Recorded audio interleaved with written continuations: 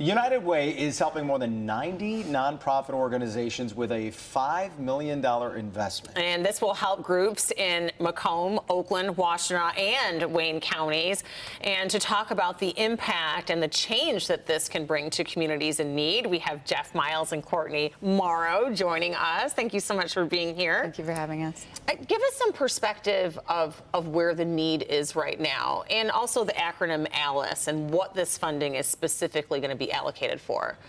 Yeah, serving families that fall under the ALICE threshold is really United Way's North Star. And ALICE stands for Asset Limited Income Constrained Employed. So those are individuals or families that are working but still can't meet their basic needs. So that includes things like childcare, technology, health, housing, all sorts of costs. And it's really tied to the geography that you live in. So it's a very accurate measure of the cost of living. And so if you fall below that threshold, that is who we're really trying to support. That's why we put so much money into great partners like we have here today to support those families. And Courtney, tell us just a little bit about some of the specific groups that are going to be helped by this. Sure. So United Community Family Services, we are primarily serving immigrants and refugees, but we really do serve anyone in need.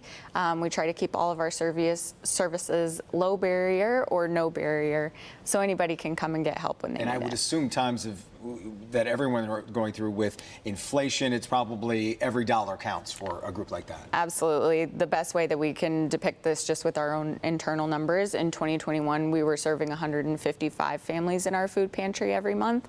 Now we're serving almost 900 every single month. Oh my gosh. Yeah.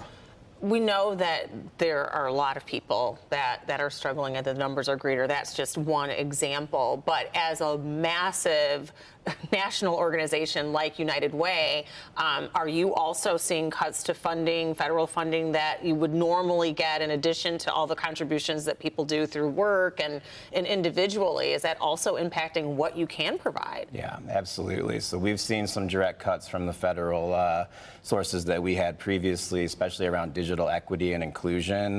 We had about $2 million that we lost. That's significant. And that also really played into how we approached this grant making season. And we knew that food and housing were going to be two areas that we really needed to key in on.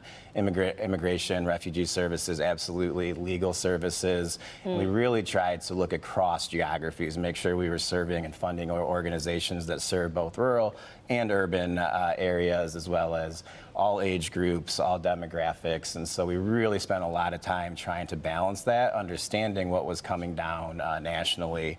And so, we tried to make grants that are both nimble. So we have smaller grants, 15 to 50,000, all the way up to 150,000. So organizations of any size can participate.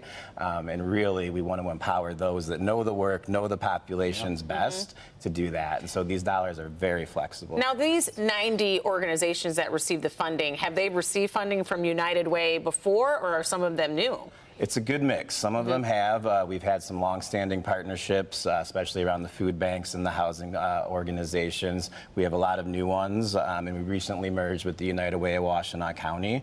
And so part of that is we really wanted to commit to making sure we had a strong presence in Washtenaw County, and over $1 million of that $5 million is going to go to organizations serving Washtenaw. I would think it's probably also tough to raise money now, and you can both probably relate to this, not just when you deal with federal cuts, but also because of the economy. It's tough to, and I know the United Way raises money on its own in addition to getting federal funds, but to get those donations probably is tough at this time too.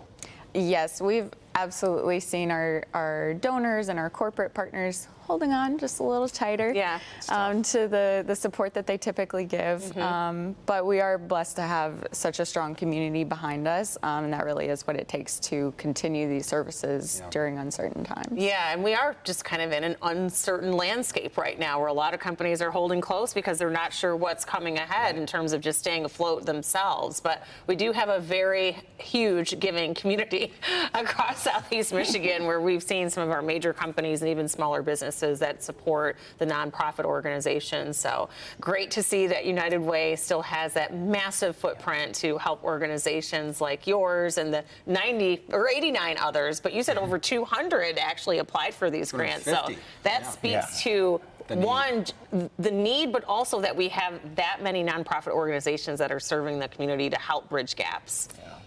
a lot of good organizations out there, a lot of tough decisions, but we couldn't be prouder of what we're putting in the community to help partners like this really achieve what we're all trying to do. Excellent. Jeff, Courtney, thanks so much for coming in and talking to us about it. Thank you. Thank you. Congratulations. Thank you. Thank you. Coming right back after this.